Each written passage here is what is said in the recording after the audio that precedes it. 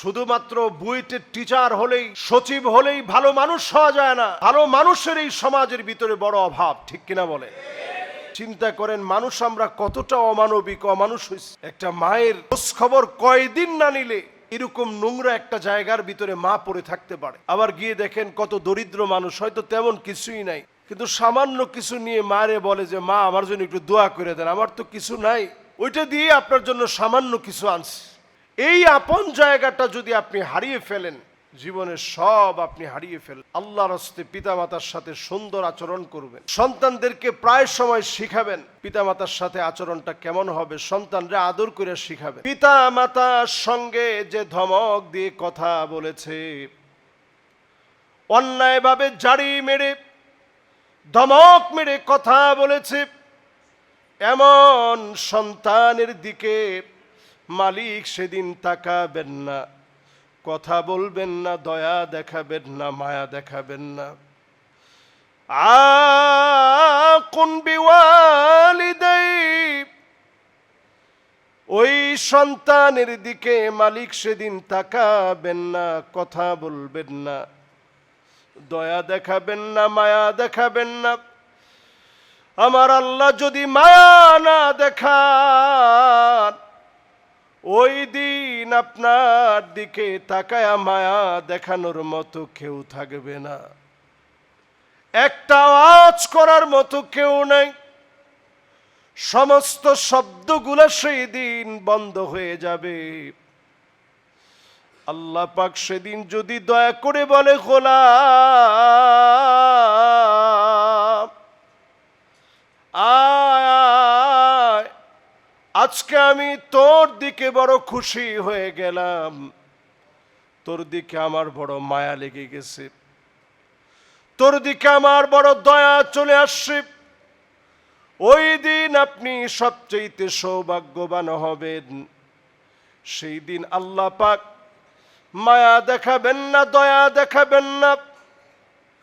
ওই ব্যক্তির দিকে মা বাপকে দুনিয়ার জীবনে যে চিনে নাই, সম্মান করে নাই, এমন সন্তানের দিকে যিনি তাকাবেন না, কথা বলবেন না, দয়া দেখাবেন না, তিনি কে? মা বাবার খবর আমরা কয়জন রাখি? হজ থেকে যারা ফিরে আসেন, মা বাপ জীবিত আছে, মা বাপের একটু খবর নেন। আমরা সেই দিন পল্লবীতে একটা অবাগা মাকে দেখছি, মরে পড়ে আছে মা, যার এক একজন ছেলে যুগ্ম সচিব, কেউ বুয়েটের শিক্ষক, কেউ কানাডায় প্রবাসী হিসেবে আছেন, কেউ বাংলাদেশের ইংলিশ মিডিয়াম স্কুলে ভালো একটা পদে সে শিক্ষিকা হিসেবে আছেন। সন্তানাদিও আল্লাহ তাআলা কম দেন নাই। স্বাভাবিক আমাদের দৃষ্টিতে মানদণ্ডে যেখানে পৌঁছালে আমরা মনে করি আসলে মানুষের মতো মানুষ হয়েছে, ওই দৃষ্টিতে মানুষের মতো মানুষও তারা হওয়ার কথা, কিন্তু আসলে কিরকম মানুষ হয়েছে একটু চিন্তা করেন। আসলে কি মানুষ হইতে পারছে? আমরা সবসময় বলি যে হুজুর একটু দোয়া করেন ছেলেটার রেজাল্ট যেন ভালো হয়, ক্লাসে যেন ফার্স্ট হয়। শুধুমাত্র বুয়েটের টিচার হলেই, সচিব হলেই ভালো মানুষ হওয়া যায় না। ভালো মানুষের এই সমাজের ভিতরে বড় অভাব, ঠিক কিনা বলে? চিন্তা করেন মানুষ আমরা কতটা অমানবিক, অমানুষ হয়েছি। একটা মায়ের খোঁজ খবর কয়দিন না নিলে এরকম নোংরা একটা জায়গার ভিতরে মা পড়ে থাকতে পারে। আবার গিয়ে দেখেন কত দরিদ্র মানুষ, হয়তো তেমন কিছুই নাই, কিন্তু সামান্য কিছু নিয়ে মারে বলে যে মা আমার জন্য একটু দোয়া করে দেন, আমার তো কিছু নাই, ওইটা দিয়ে আপনার জন্য সামান্য কিছু আনছে। মা আপনার কাছে তেমন কিছু চায় না, কিন্তু এই পৃথিবীতে আপনি লিখে রাখেন মায়ের দোয়া যার জীবনে নাই। আপনি হয়তো চাকরিতে যুগ্ম সচিব হয়ে গেছেন, আপনি হয়তো অনেক বড় সম্মানের জায়গায় পৌঁছায় গেছেন, মা বাবার দোয়া যদি না থাকে, কোনো একটা জায়গায় গিয়ে আপনি বিপদে পড়ে যাবেন। হয় আপনার স্ত্রী আপনার জীবনে কথা শুনবে না, সন্তান আদিগুলো মানুষের মতো মানুষ হবে না, জীবনের একটা জায়গায় গিয়ে আপনি ঢুকরে কাঁদবেন, সেদিন মা থাকবে না। নবী সাল্লাল্লাহু আলাইহি সাল্লাম আমাদেরকে হাদিসের মধ্যে জানায় গেছেন, এমন একটা সময় আসবে তোমরা দেখবা, আকুন বিওয়ালিদাই, পিতামাতার সাথে জাড়ি মেরে কথা বলা, ধমক দিয়ে কথা বলা, চোখ মোটা করে কথা বলা, এগুলো মানুষের ভিতরে একেবারে স্বাভাবিক হয়ে যাবে। আচ্ছা বলেন, এখন হয়েছে না হয় নাই? আমরাই তো আমাদের আব্বাকে সবসময় আপনি করে বলতাম, আব্বা বসেন। আব্বা বসার আগে জায়গাটা একটু মুছে দিতাম, আব্বা এখানে বসেন। বাপ কথা বলার সময় মাথা নিচের দিকে দিয়ে রাখতাম। আর আমরাই আমাদের আদরের সন্তানদেরকে এতটাই আদর করি, ভালোবাসি, তারা আমাদেরকে ডাকে তুমি করে, আব্বা বসো। আচ্ছা, তুমির পরের স্টেপটা কি? তো চিন্তা করেন, তুমির পরে তুইয়ে নামতে বর্তমান ছেলেদের সময় লাগে? প্রিয় ভাইয়েরা আমার, তুই আর তুমি বড় বিষয় না। বড় বিষয় এখন আমাদের মধ্য থেকে সম্মান উঠে যাচ্ছে। যদি আপনি মানুষ হতে চান, পিতা মাতার সাথে সুন্দর আচরণ করেন। যদি পিতা মাতার সঙ্গে সুন্দর আচরণ করেন, ফাফিহিমা ফাজাহিদ, জিহাদ করলে যেমন সওয়াব হবে, হজ করলে যেমন সওয়াব হবে, রণাঙ্গনে কাফেরদের বিরুদ্ধে লড়তে গেলে যেমন সওয়াব হবে, সমপরিমাণ সওয়াব যিনি বান্দার আমলনামায় দিয়ে দিবেন তিনি কে? পিতামাতা কি জিনিস চিন্তা করেন। একজন সাহাবীর গুনাহ হয়ে গেছে, মানুষ হিসাবে ভুল হওয়ার পরে নবীজির কাছে দৌড়ে আসছে, ইয়া রাসূলুল্লাহ, আমার তো একটু গুনাহ হয়ে গেছে, আমার জন্য একটু দোয়া করে দেন। নবীজি বললেন, তোমার কি মা আছে? না, আমার আম্মা নাই। তো তোমার খালা থাকলে খালার সঙ্গে সুন্দর আচরণ করো, আল্লাহ তোমার গুনাহ মাফ করে দিবে। একটাবার চিন্তা করেন তো, মা কি জিনিস। যেই মায়ের সঙ্গে সুন্দর আচরণ করলে হজের সমান সওয়াব হয়, জিহাদের সমান সওয়াব হয়, যেই মায়ের সঙ্গে সুন্দর আচরণ করলে আল্লাহ এত খুশি হন, এমনকি মায়ের সঙ্গে সুন্দর আচরণ করলে গুনাহ মাফ হয়। মা না থাকলে খালার সঙ্গে সুন্দর আচরণ করতে বলছে, সে মায়ের সঙ্গে ধমক দিয়ে কথা বলি কেমনে? কিয়ামতের দিন আল্লাহ তাআলা কিছু মানুষের দিকে তাকাবেনই না। আচ্ছা বলেন তো দেখি, দুনিয়ার জীবনে আপনি যদি বিপদে পড়ে যান, জজ সাহেব আপনার দিকে তাকালে আপনার কাছে কত ভালো মনে হয়, রায়টা যদি কোনোভাবে আমার পক্ষে আসে। একজন এমপির কাছে গেছেন, এমপি সাহেব যদি আপনার দিকে তাকায়, একটু মিষ্টি হাসি দিয়ে কথা বলেন, কেমন আছেন খতিব সাহেব, পুরো মনটা ভরে গেছে যে হাই রে হাই, এমপি সাহেব আমারে চিনস। আর সেই দিন গোটা দুনিয়া যদি আল্লাহর সামনে আপনি দিয়ে দেন, একজনের দিকে আল্লাহ রাব্বুল আলামিন দুনিয়া দিয়ে দিলেও রহমতের দৃষ্টিতে তাকাবেন না, যদি আল্লাহর দয়া না হয়। এর মধ্যে ওই মানুষটার দিকে আল্লাহ তাআলা রহমতের দৃষ্টি দিবেন না, কথা বলবেন না, দয়া দেখাবেন না। আকুন বিওয়ালিদাই, পিতা মাতার সঙ্গে যে ধমক দিয়ে কথা বলেছে, অন্যায়ভাবে জাড়ি মেরে ধমক মেরে কথা বলেছে, এমন সন্তানের দিকে মালিক সেদিন তাকাবেন না, কথা বলবেন না, দয়া দেখাবেন না, মায়া দেখাবেন না। আকুন বিওয়ালিদাই, ওই সন্তানের দিকে মালিক সেদিন তাকাবেন না, কথা বলবেন না, দয়া দেখাবেন না, মায়া দেখাবেন না। আমার আল্লাহ যদি মায়া না দেখান, ওই দিন আপনার দিকে তাকায়া মায়া দেখানোর মতো কেউ থাকবে না, একটা আওয়াজ করার মতো কেউ নাই। সমস্ত শব্দগুলো সেই দিন বন্ধ হয়ে যাবে। আল্লাহ পাক সেদিন যদি দয়া করে বলে, গোলাম আয়, আজকে আমি তোর দিকে বড় খুশি হয়ে গেলাম, তোর দিকে আমার বড় মায়া লেগে গেছে, তোর দিকে আমার বড় দয়া চলে আসছে। ওই দিন আপনি সবচেয়ে সৌভাগ্যবান হবেন। সেই দিন আল্লাহ পাক মায়া দেখাবেন না, দয়া দেখাবেন না।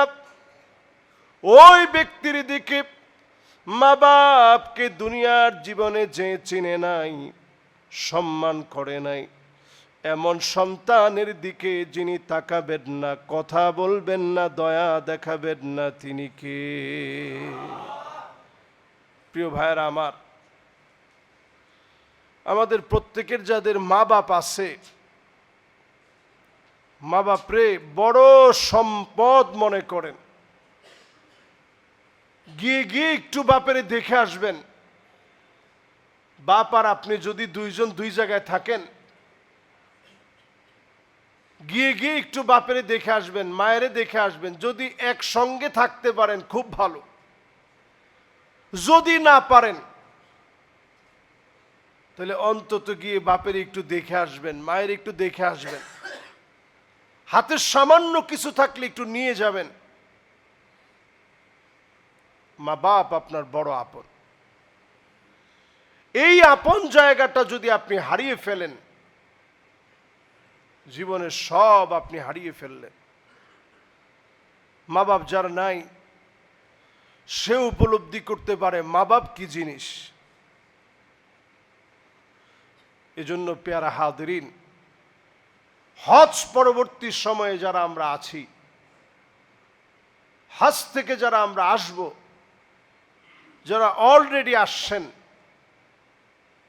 আল্লাহর হস্তে পিতামাতার সাথে সুন্দর আচরণ করবেন। সন্তানদেরকে প্রায় সময় শিখাবেন পিতামাতার সাথে আচরণটা কেমন হবে, সন্তানরা আদর করে শিখাবেন।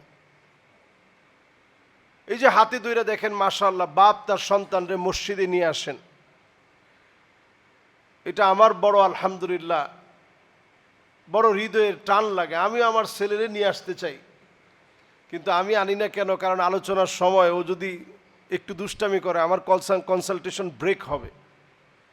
মনোযোগটা সব সময় ওর দিকে থাকবে। ঈদের দিন আসছে, ও দৌড়াদৌড়ি করতেছে, আমার মনোযোগ কিন্তু ওর দিকে।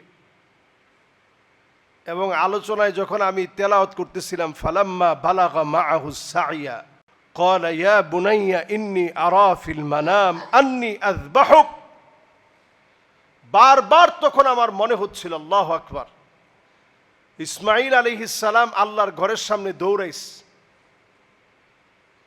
এই জন্য যাদের অর্থ আছে, সন্তানরে নিয়ে একটু কাবার সামনে যাবেন। আপনার হাতের সামনে আপনি একটু ছেড়ে দিবেন, মাকাম ইব্রাহিম থেকে ওই জায়গাটা একটু খালি থাকে, ওইখানে একটু ছেড়ে দিবেন যে বাপ তুমি একটু দৌড়াও, আমি একটু দেখি যে তুমি আল্লাহর জন্য কয়েক কদম তুমি একটু দৌড় মেরেছ। আল্লাহর জন্য সন্তানটার একটু দৌড়াবেন। যদি আল্লাহ তাআলা সামর্থ্য দেন, অনেকে ব্যাংকক চলে যায়, সিঙ্গাপুরে চলে যায়, লন্ডন চলে যায়, আমেরিকায় চলে যায়, সব যান। পৃথিবীর সব দেশ আপনার ভিতরে যেটুকুন শান্তি দিতে পারে নাই, আপনি আল্লাহর কালো ঘরটার দিকে একটা নজর তাকায় দেখবেন, এর চাইতে বেশি শান্তি আপনার হৃদয়ে পেয়ে গেছে। সন্তানরে নিয়ে যান, জমজমের পানি দেখবেন, সে তাওয়াফ করার সময় গরমের ভিতরে যদি একটু খারাপ লাগে, মাথার ভিতরে একটু জমজমের পানি ছিটায় দেন।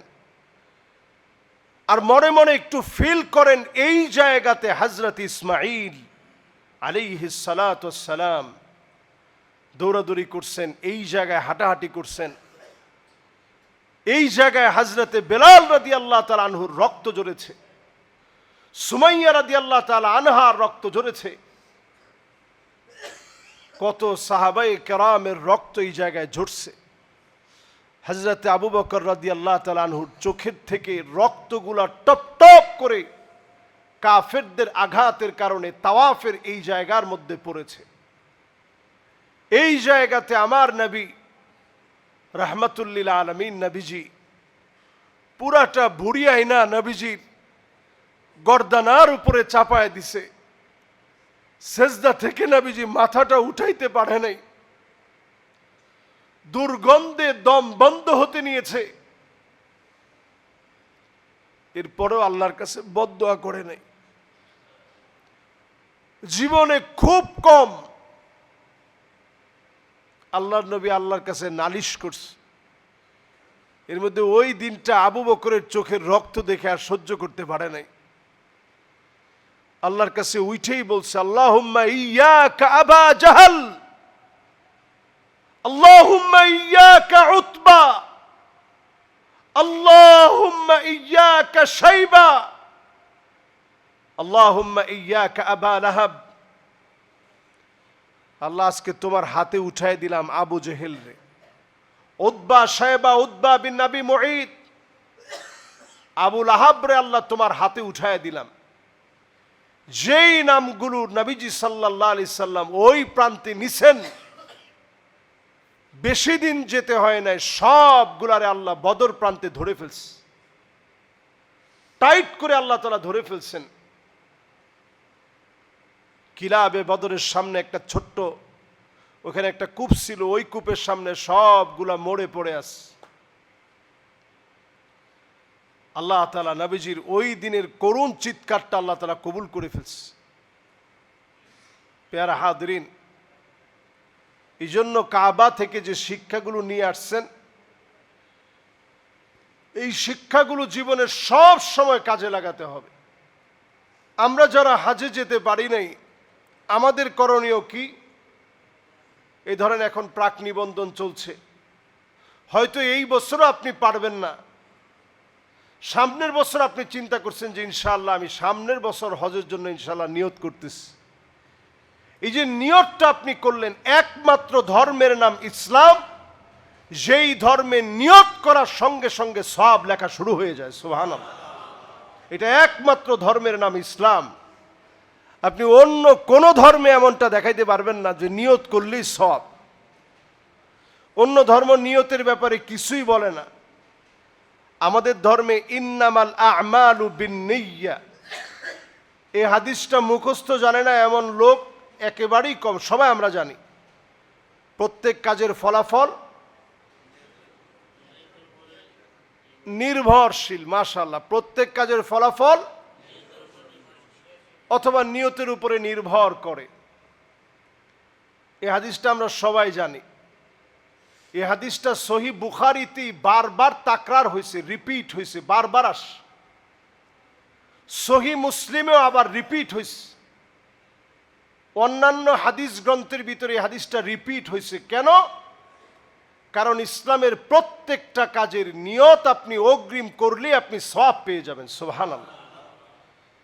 নিয়ত করছেন, এরপরে আপনি আমলটা করতে পারেন নাই, দুনিয়া থেকে চলে গেছেন,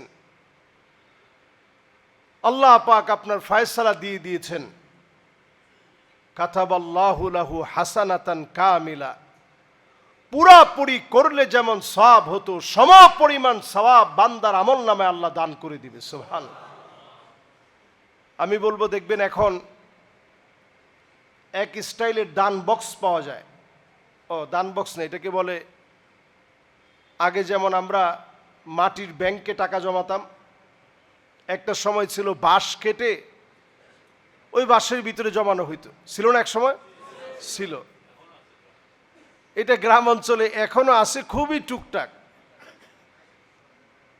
এটা আমরা দেখতাম যে সুবহানাল্লাহ, খুললে পরে কিছু টাকা তো বের হইতো। তো এখন আলহামদুলিল্লাহ এইরকম টাকা জমানোর সুন্দর ব্যাংক আছে, যেখানে 100 টাকা, 200 টাকা, 500 টাকা, 1000 টাকার মেজারমেন্ট লেখা আছে। আপনি যেইটা পুরা করবেন ওটার মধ্যে টিক দিয়ে রাখবেন। এইভাবে একটা বছর ধরে যদি আপনি টাকাটা জমান, প্রায় লক্ষাধিক টাকা আপনার খুব অল্পতে জমে যাবে। আপনারই টাকা, নিয়ত করে জমাইছেন যে আমি এটা হাজে যাব অথবা আমি ওমরা করার জন্য জমাইলাম, কিন্তু আসলে ওই টাকা জমাইতে পারেন নাই, যেতেও পারেন নাই। এর মধ্যে মালাকুল মউত চলে আসছে। সম পরিমাণ সওয়াব যিনি বান্দার আমলনামায় দিয়ে দিবেন তিনি কে? এজন্য প্রিয় ভাইরা, আমরা এই আমলগুলো করতে যেন ভুলে না যাই। হাজী সাহেবদের সঙ্গে বসে আলতু ফালতু আলোচনা না করে, ভাই কি খাইছেন হজের এই সফরে, খাইছেন কি? KFC খাইছেন? আলবাইক আছে না ওইখানে, ওই আলবাইকটা খাইছিলেন? হাই রে সুবহানাল্লাহ, কি লম্বা সিরিয়ালটা মেনটেন করে খাওয়ান লাগে। খাওয়ানটা কেমন লাগছে? আমগো বাংলাদেশে কি এরকম আছে? এরকম যদি জিগাইছেন সব হয়েছে? আর মসজিদে বৈশা যদি এরকম জিগাইছেন সব তো নাই। বিলকুল আপনি চিন্তা করেন আমল নামার ভিতরে গুনাহযুক্ত হয়ে গেছে। এই জন্য মসজিদের ভিতরে যখন আসবে হাজী সাহেবরা, ভাই কাবাটা কেমন দেখছেন, কেমন মনে হয়েছে আপনার কাছে? ভাই আপনার হাতটা দেন, একটু ধরে স্পর্শ করে আপনার কাছ থেকে দোয়া নেই। ভাই আমার একটু নসিহত করে দেন, আমার জীবনটার একটু পাল্টাইতে চাই। আপনি তো আল্লাহর ঘরটা দেখে আসছেন, আমি যাইতে পারি নাই, ভাই আমার জন্য একটু দোয়া করে দেন। হইতে পারে ওই লোকটার হজ আল্লাহর কাছে কবুল হয় নাই, কিন্তু আপনি যে আবেগটা দেখাইছেন হজকে মহব্বত করে, আপনারে যিনি কবুল করে নিছেন তিনি কে? এই জন্য সম্মান দিয়ে একটু ওনার কাছে বলবেন যে আমার জন্য একটু দোয়া করেন, আল্লাহ যাতে আমারে নেয়। কার দোয়া কোন সময় কবুল হবে আপনি জানেন না। হজ পরবর্তী সময়ে হাজীদের সঙ্গে একটু সম্মান দিয়ে কথা বলেন। আলহামদুলিল্লাহ, আল্লাহর ঘরটা আল্লাহ আপনার দেখাইছে, আপনার ভিতরে কত পরিবর্তন হয়েছে, উনারও জীবনের ভিতরে পরিবর্তন চলে আসবে। আসলেও তো মানুষ আমারে মহাব্বত করে আমার ইবাদত বন্দিগি হোক এটা চায়।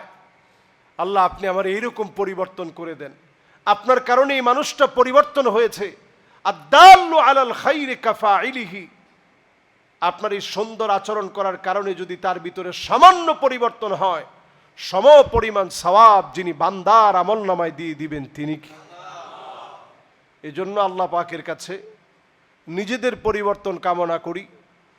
যারা হজ থেকে ফিরে আসবেন প্রত্যেকের হজকে আল্লাহ যেন কবুল করেন, পড়েন আমিন। আল্লাহ রাব্বুল আলামিন আমাদের প্রত্যেককে হজ্জে যাওয়ার তৌফিক দান করুক, পড়েন আমিন। যারা আমরা